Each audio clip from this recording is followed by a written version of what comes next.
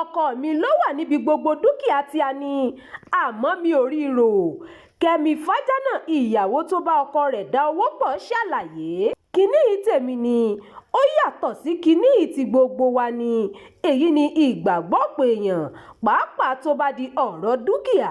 Ṣùgbọ́n kò rí bẹ́ẹ̀ fún obìnrin oníṣòwò kan, Kẹ́mi Fajana, tí òun àti ọkọ rẹ̀ jọ dá owó pọ̀ tí iléeṣẹ́ wọn sì tún gbòòrò gidi.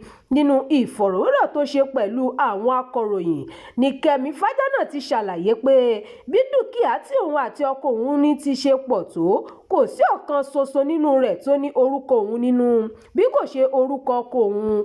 Kódà ẹni tó jẹ́ olùṣirò owó àgbò òun pàápàá àbúrò ọkọ òun ni. Obìnrin náà sọ pé ṣùgbọ́n òun kò fi ọjọ́ kan rò ó rí pé bóyá ọkọ òun lè fẹ́ ìyàwó mìíràn tàbí ṣe ohunkóhun tó lè fa kí òun kábàámọ̀ pé àwọn jọ ń ṣiṣẹ́ pọ̀. Abilékọ Fajana fi kún pé ọkọ òun jẹ́ akíkanjú nígbà tí òun fẹ́, yàrá kan ṣoṣo ló ń gbé, ó sì ń ta sìmẹ́ǹtì tí kò ju 50 àpò lọ. Àwìn ló ń gba sìmẹ́ǹtì náà pàápàá. Bí ọkọ bá ta sìmẹ́ǹtì lọ́wọ́ àárọ̀ bó ṣe wí, tó bá di ìrọ̀lẹ́ yóò fi ọ̀kadà ṣiṣẹ́ kiri kí ìdílé rẹ̀ ṣáà lè mọ́wọ́ lọ sẹ́nu. Bẹ́ẹ̀ ló ní àwọn ṣe ń rọ́jú títí tí òun sì bímọ ẹlẹ́ẹ̀kejì sí inú yàrá kan. Ní ìtẹ̀síwájú àlàyé rẹ̀, abilékọ Fajana sọ pé akíkanjú tí ọkọ òun jẹ́ wú òun lórí púpọ̀, ó sì jẹ́ ìdí kan tóun fi fẹ́ ẹ. Ó ní ṣùgbọ́n nígbà míì ó máa ń sọ pé owó ọjà kò pé, èyí tó mú òun máa fi ojú sí i. Èmi náà ń kiri ọjà, àmọ́ mo bẹ̀rẹ̀ sí fojú sí ọjọ́ ọkọ mi láti dẹ́kun àìpé owó.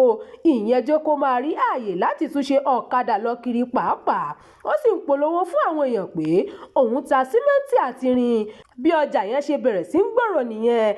A lówó láti ra mọ́tò, a kò rà á, à ń fi owó ṣiṣẹ́ lọ.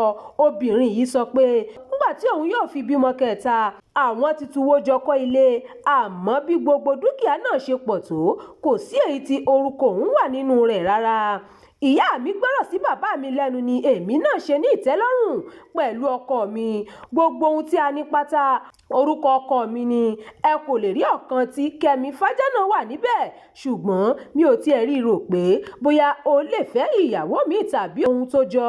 Kò sóhun tó fa èyí ju pé ìpìlẹ̀ mi, àwọn ìyá mi, wọ́n gbọ́rọ̀ sí ọkọ lẹ́nu, wọ́n sì fi kọ́ èmi náà. Abilékọ Fajana ní gbogbo èèyàn kọ́ ni ìlànà àṣepọ̀ iṣẹ́ ìṣiṣẹ́ fún sáà o. Ó ní òun ti gbìyànjú láti mú lọ́kọ-láya bíi 8 pọ̀ láti dá owó pọ̀, ṣùgbọ́n kò sí èyí tó bọ́ sí nínú gbogbo ẹ̀. Ó ní bí ẹnìkan bá mọ owó ìná tí ẹnìkejì kò rí bẹ́ẹ̀, ó lè má ṣeé ṣe fún wọn. Kókó ohun tó ní yóò jẹ́ kí àjọṣepọ̀ bí èyí gúnrégé ni pé kí tọkọtaya jẹ́ akíkanjú, kí ìyàwó náà rí ara rẹ̀ bí ẹni tó gbọ́dọ̀ lè dá dúró láì dúró de ọkọ. Ó fi kún pé kí àwọn obìnrin fi ọwọ́ sowọ́pọ̀ pẹ̀lú ọkọ wọn ṣe pàtàkì gan-an. Ìròyìn fún ti àkókò yìí kò ní jù báyìí lọ. Ẹ má gbàgbé láti tẹ̀lé ìkànnì yìí, ẹ máa bá wa pín ká, kí ẹ sì fi èròǹgbà yín sí abala àríwísí. Abdulkareem Nimas ló ti ń jábọ̀ ìròyìn.